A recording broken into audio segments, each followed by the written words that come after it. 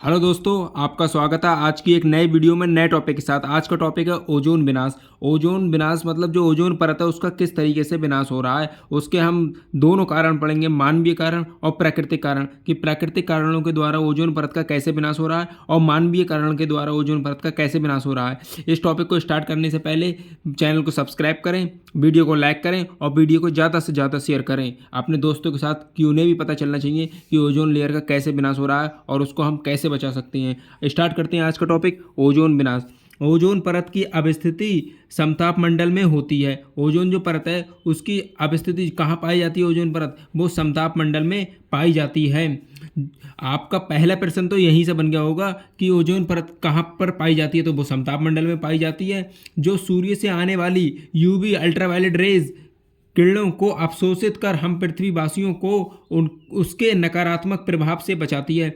जो सूर्य से नकारात्मक प्रभाव वाली जो यूवी किरणें आती हैं, जो हमें नकारात्मक प्रभाव पहुंचाती हैं, उनसे बचाने के लिए ये ओजोन परत होती है जो समताप मंडल में, वो हमें उनसे जो सूर्य से आने वाली पराबैंगनी किरणें हैं उनके नकारात्मक प्रभाव से हमें बचाती हैं। पिछले कुछ वर्षों में ओजोन परत के नष्ट होने का मामला सामने आया है। जो पिछले कुछ वर्षों में ओजोन परत के नष्ट होने का मामला सामने आया है, जिसके अंतर्गत अंटार्कटिका के, ये अंटार्कटिका लिखा हुआ है, इसको सही देख लें। अंटार्कटिका के वसंत काल में ओजोन परत के विनाश की दर बढ़ जाती है, जिसके अंतर्गत अंटार्कटिका है, उसके जो वसंत काल है उसमें ओजोन परत के जो विनाश की दर है वो बढ़ जाती है। वास्तव में ओजोन परत लगातार पतली हो रही है। जो आपको पता होगा, जब विनाश हो रहा है तो ओजोन की जो लेयर है वो वास्तव में दर ब दर पतली होती जा रही है, जिसके कारण सूर्य की अल्ट्रावायलेट रेज किरणें, मतलब अल्ट्रावायलेट किरणें पृथ्वी धरातल तक पहुंचकर अपना हानिकारक प्रभाव दिखा रही हैं। जो पृथ्वी धरातल पर पहुंचकर जो सूर्य से आने वाली अल्ट्रावायलेट रेज हैं, पराबैंगनी किरणें हैं, वो पृथ्वी पर पहुंचकर अपना हानिकारक प्रभाव दिखा रही हैं। ओजोन परत की मोटाई को डॉप्सन में मापा जाता है। ये आपका ये भी प्रश्न हो गया, बहुत इंपॉर्टेंट प्रश्न है, ये बहुत बार पूछा जा चुका है कि ओजोन परत की जो मोटाई है उसको किस यूनिट में नापते हैं, किस मात्रक में नापते हैं, तो वो है डॉप्सन मात्रक में मापा जाता है। मतलब सॉरी, एक डॉप्सन यूनिट बराबर होता है 0.01 मिलीमीटर, मतलब होता है। लगभग 300 डॉप्सन यूनिट अच्छा माना जाता है। जो उसकी जो ओजोन की जो परत होती है उसकी मोटाई लगभग 300 डॉप्सन यूनिट तक होगी, तो वो बहुत पर्यावरण को, वायुमंडल मतलब आने वाली अल्ट्रावायलेट रेज को नहीं आने देती है। अगर 300 डॉप्सन यूनिट होगी ओजोन लेयर की जो मोटाई, तो वो बहुत अच्छा माना जाता है। जबकि 220 डॉप्सन यूनिट या उससे कम होना हानिकारक समझा जाता है। अगर ओजोन है, जो ओजोन की जो मोटाई है वो 300 डॉप्सन यूनिट होगी, तो वो बहुत ही ज़्यादा अच्छा माना जाता है। अगर 220 और या 220 से कम अगर ओजोन परत की मोटाई आ गई है डॉप्सन यूनिट, 220 या 220 से कम डॉप्सन यूनिट ओजोन परत की मोटाई आ गई है, तो वो बहुत ही हानिकारक माना जाता है। आगे देखते हैं। ओजोन परत का विनाश करने वाली गैसों में nitrogen oxide, chlorofluorocarbon, hydrochlorocarbon, carbon tetrachloride आदि गैसें जिम्मेदार होती हैं। जो ओजोन परत को जो विनाश करने वाली गैसें हैं, वो गैसों में जो सबसे ज़्यादा हानिकारक गैसें हैं वो नाइट्रोजन ऑक्साइड है, क्लोरोफ्लोरोकार्बन है, हाइड्रोक्लोरोकार्बन है, कार्बन टेट्राक्लोराइड है, आदि गैसें जिम्मेदार हैं। ये सारी जितनी गैसें मैंने बताएं, इसको आप याद कर लेना है, क्योंकि इससे बहुतों बार क्वेश्चन पूछा जा चुका है कि ओजोन को विनाश करने वाली कौन सी गैसें सबसे ज़्यादा जिम्मेदार हैं। तो 3 और कोई सी गैसें दे देंगे, एक इसमें से दे देंगे, जो आपका एक प्रश्न तैयार हो जाएगा कि इनमें से फिर आप बताइए कौन सी गैसें। तो इसमें से अगर कोई सी गैस आपको मिलती है उस पर टिक कर दें कि ये सबसे ज़्यादा हानिकारक प्रभाव पहुँचाती है। तो ये ज़रूर से ज़रूर वो कर लें। ये जो MCQ क्वेश्चन होते हैं उसका तीसरा क्वेश्चन लगभग ये ही तैयार हो गया। वैसे तो बहुत सारे क्वेश्चन बन जाएंगे, इनको ज़रूर से ज़रूर, ये सबसे ज़्यादा हानिकारक गैसें हैं। आगे बढ़ते हैं। ओजोन विनाश ध्रुवीय प्रदेशों में ही सबसे पहले क्यों दिखाई दिया? इसके पीछे कुछ कारणों को स्पष्ट समझा सकता है। जो हमने ऊपर पढ़ा था, जो ध्रुवीय प्रदेश होंगे, जो अंटार्कटिका कि बसंत काल में ओजोन परत का जो विनाश हुआ था उसकी दर क्यों बढ़ जाती है, तो उसको मतलब जो ध्रुवीय प्रदेश है अंटार्कटिका, तो उसको जो है हम समझते हैं, स्पष्ट करते हैं। इसे पहला कारण है ओजोन क्षरण का प्राकृतिक कारण, दूसरा ओजोन क्षरण का मानवीय कारण। तो पहले हम पढ़ते हैं ओजोन क्षरण का प्राकृतिक कारण। देखते हैं गाइस, ओजोन क्षरण का प्राकृतिक कारण दिख रहा है गाइस आपको साफ। तो ध्रुवीय, यही जो अभी देखा था ध्रुवीय प्रदेशों में, तो ओजोन क्षरण का प्राकृतिक कारण। तो पहला कारण स्टार्ट करते हैं। ध्रुवीय प्रदेशों में समताप मंडल की ऊंचाई अधिक रहती है। जो ध्रुवीय प्रदेश है उसमें जो समताप मंडल की ऊंचाई है वो अधिक रहती है, क्योंकि 7.5 से 14 किलोमीटर ऊंचाई पर ध्रुवीय भागों में विकसित भावर ज़्यादातर जलवाष्प को अपनी ओर आकर्षित करती है। जो दोबारा से स्टार्ट करते हैं गाइज। बाहर कोई आ गया था तो मैं बाहर चला गया था। कहाँ थे गाइज? हम दोबारा से यही शुरू से स्टार्ट कर लेते हैं फिर से। ध्रुवीय प्रदेशों में समताप मंडल की ऊंचाई अधिक रहती है। आपको पता होगा जो ध्रुवीय प्रदेश हैं उसमें जो समताप मंडल की ऊंचाई है वो अधिक रहती है, क्योंकि 7.5 से 14 किलोमीटर ऊंचाई पर ध्रुवीय भागों में विकसित भावर ज़्यादातर जलवाष्प को अपनी ओर आकर्षित करती हैं। जो भंवर हैं, विकसित भंवर जो ज़्यादातर जो जलवाष्प है उसको अपनी ओर आकर्षित करती हैं, जिस कारण ध्रुवीय भागों में जलवाष्प का सांद्रण बढ़ जाता है। और जिस कारण जो ध्रुवीय भाग हैं उसमें जो जलवाष्प है उसका सांद्रण बढ़ जाता है, परंतु बढ़े हुए सांद्रण अधिक मात्रा में वर्षा होने की बजाय बर्फीले बादलों का निर्माण कर लेता है, या बर्फीले बादलों का निर्माण होता है, जिससे जो सांद्रण बढ़ जाता है, तो जो सांद्रण बढ़ जाता है, जलवाष्प का सांद्रण बढ़ जाता है, तो वो वर्षा होने की बजाय वो बादलों का निर्माण कर लेता है। ये बर्फीले बादल छोटे छोटे बर्फ़ के क्रिस्टल के समान बिखरे होते हैं। जो ये बर्फीले बादल होते हैं ये छोटे छोटे बर्फ़ के क्रिस्टल के समान वायुमंडल में बिखरे हैं, जिनकी अवस्थिति क्षोभ सीमा के आसपास, जो क्षोभ मंडल है, जो सबसे निचला जो मंडल है जिसमें सारी क्रियाएं होती हैं, तो उसी के आसपास समताप मंडल में रहती हैं, और थोड़ी कुछ भाग उसका समताप मंडल में भी रहता है। मतलब क्षोभ मंडल और समताप मंडल के ही मध्य में, मतलब थोड़ा क्षोभ मंडल में थोड़ा समताप मंडल में इसी के आसपास में रहती हैं। इससे वायुमंडल के उस भाग में एल्बिडो की मात्रा में वृद्धि होती है, और इससे एल्बिडो अब आपको समझाते हैं। और जिससे जो हैं बर्फ़ के क्रिस्टल के जो बादल हैं उन पर जब सूर्य की किरण पड़ती है तो जो परावर्तन जो हो रहा है उसी को हम एल्बिडो कहते हैं। जरूरी नहीं है सूर्य की किरणें उस पर पड़े, धरातल से भी परावर्तन होता है मतलब। और जो बादल हैं, जो बर्फीले क्रिस्टल के बादल हैं, तो उस पर सूर्य की किरणें पड़ती हैं, फिर उससे जो परावर्तन होता है, दिख रहा है आपको, परावर्तन होता है, एल्बिडो नीचे हो गया गाइस। आप तो अब देखिए, इससे वायुमंडल के उस भाग में एल्बिडो की मात्रा बढ़ जाती है, जिस भाग में सूर्य की किरणें पड़ती हैं, तो उससे जो परावर्तन होता है, तो वो जो समताप मंडल में ओजोन लेयर है उसको नकारात्मक प्रभाव पहुंचाती हैं। आप समझ गए होंगे, परावर्तन से मात्रा में वृद्धि होती है।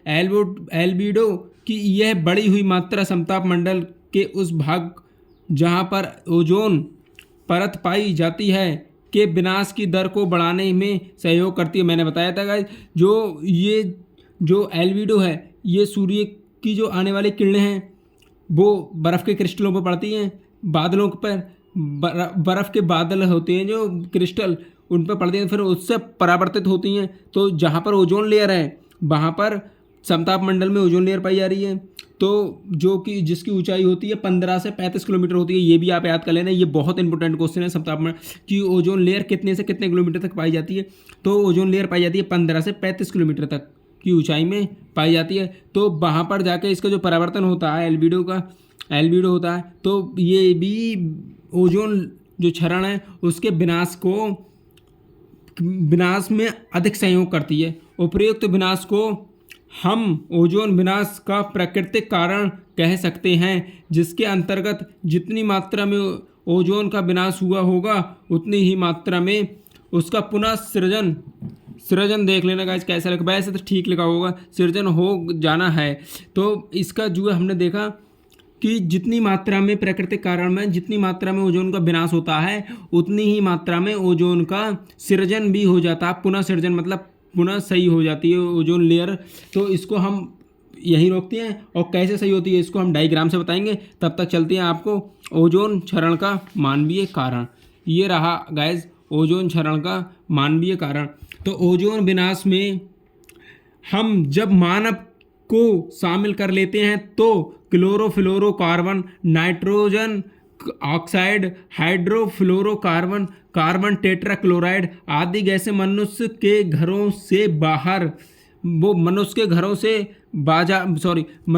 से बाजार से औद्योगिक व नगरीय केंद्रों से निर्मुक्त होकर वातावरण में जिस भाग में ओजोन परत सर्वाधिक पाई जा रही है, ध्रुवीय भंवर के कारण इन गैसों का सांद्रण भूमध्य रेखीय प्रदेश में सर्वाधिक पाया जाता है। जो सारी गैसें निकल रही हैं मनुष्य के घरों से निकल रही हैं, बाजार से निकल रही हैं, औद्योगिकरण हो रहा है, जो सारी फैक्ट्रियाँ लगी पड़ी हैं इन चीज़ों से निकल रही हैं, नगरीकरण से निकल रही हैं, ये सारी गैसें सड़ रहा है कोई चीज़ उससे निकल रही हैं ये सारी गैसें। तो ये गैसें ओजोन लेयर जहाँ पाई जाती है समताप मंडल में, वहाँ जाकर नकारात्मक प्रभाव पहुँचाती हैं ओजोन लेयर को। पृथ्वी के धरातल से निकलकर ये गैसें वातावरण, आगे देखते हैं गाइस, वातावरण में अक्रिय गैस के रूप में पहुंचती हैं। जो सारी गैसें निकल के जो गैसें थी हमारी hydrofluorocarbon, carbon tetrachloride, nitrogen oxide, ये सारी गैसें थी आदि गैसें, ये सारी गैसें अक्रिय गैसें के रूप में पहुंचती हैं हमारे वातावरण में। परंतु ओजोन परत में पहुंचने के बाद यह गैसें ओजोन परत से रासायनिक अभिक्रिया कर उसके विनाश की दर को कई गुना बढ़ा देती हैं। और जो ये गैसें हैं ये ओजोन लेयर में पहुंचकर उसके जो विनाश की दर है उसको कई गुना, पहले प्राकृतिक के कारण हो रहा था विनाश तो लेकिन प्राकृतिक उसको पुनः सृजन भी कर ले रही थी, लेकिन जो ये मानव के द्वारा विनाश हो रहा है ये सारी गैसें जा रही हैं इसकी कई गुना दर बढ़ा देती हैं। इसको समझना गाइस।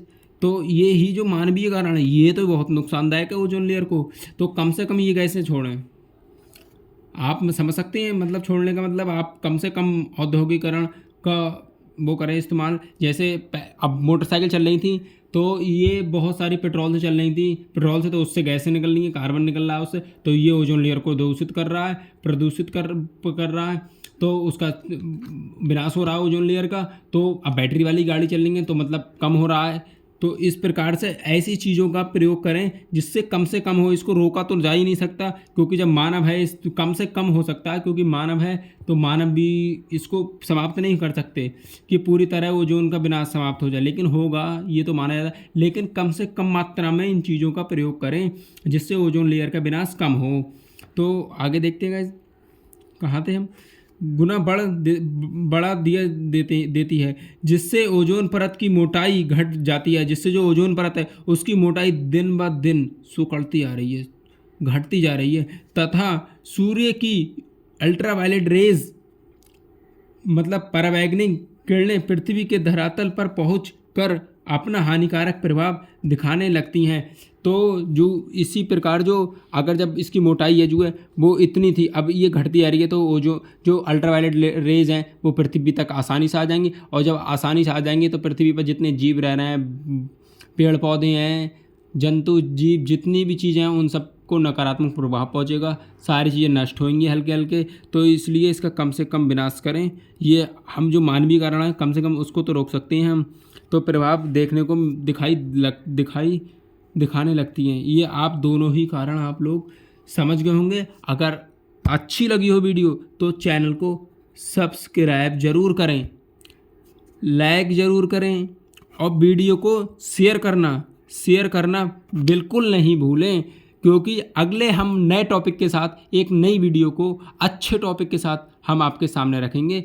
और इसमें कोई कमी अगर आपको लगी हो तो कमेंट तो ज़रूर ही करें, क्योंकि हम अगली जो वीडियो लाएंगे फिर उसमें किसी भी सोचेंगे किसी प्रकार की कमी नहीं हो, क्योंकि हमने अभी चैनल स्टार्ट करा है, न्यू चैनल है। आप जानते होंगे कि हमसे कमी हो सकती है, मतलब हर किसी से कमी हो सकती है कोई समझाने में कुछ भी चीज़ में। तो हम ज़्यादा से ज़्यादा करेंगे कि अच्छे से अच्छे सरल से सरल लैंग्वेज में किसी भी टॉपिक को समझाया जाए। तो ये सब्सक्राइब, लाइक और शेयर ज़रूर से ज़रूर कर लें। अब एक चीज़ रह गई थी कि जो प्राकृतिक कारण में ओजोन लेयर का विनाश हो रहा था, तो उसका पुनः सृजन भी हो रहा था। वो किस प्रकार से हो रहा था, तो इसको हम डायग्राम के रूप में समझते हैं। जो प्राकृतिक सृजन भी कर रही थी, पुनः सृजन कर रही थी कि ओजोन लेयर को सही भी कर रही थी। तो वो पहली बात तो हम समझते हैं ओजोन लेयर कहाँ पाई जाती है। ये रहा हमारा वायुमंडल रहा, समझ सकते हैं हम। तो ये रहा 15 किलोमीटर, ये रहा 35। तो ये सारी जो है ये इतने बीच में ओजोन लेयर पाई जाती है। अगर किरणें पृथ्वी, सूर्य की किरणें आती हैं, ऐसे सूर्य की किरणें आ रही हैं, तो इसमें जो है ओजोन O3 पाई जा रही है।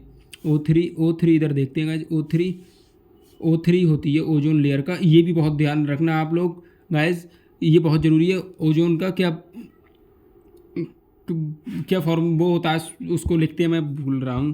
केमिकल समझ सकते हैं केमिस्ट्री में, मतलब ओजोन को साइंस की लैंग्वेज में शॉर्ट में O3 कहते हैं। जैसे ऑक्सीजन को O2 होता है, ऐसे ही O3 होता है। तो ये जब सूर्य की किरणें आ रही हैं तो ये इसको विनाश कर देती हैं, तो O2 में तोड़ देती हैं और इसको ऐसे करके O में तोड़ देती हैं, अलग अलग कर देती हैं उसको। लेकिन ये फिर जाकर जो O2 है इसको तोड़ देती हैं। फिर ये O2, ये कई ऐसी O2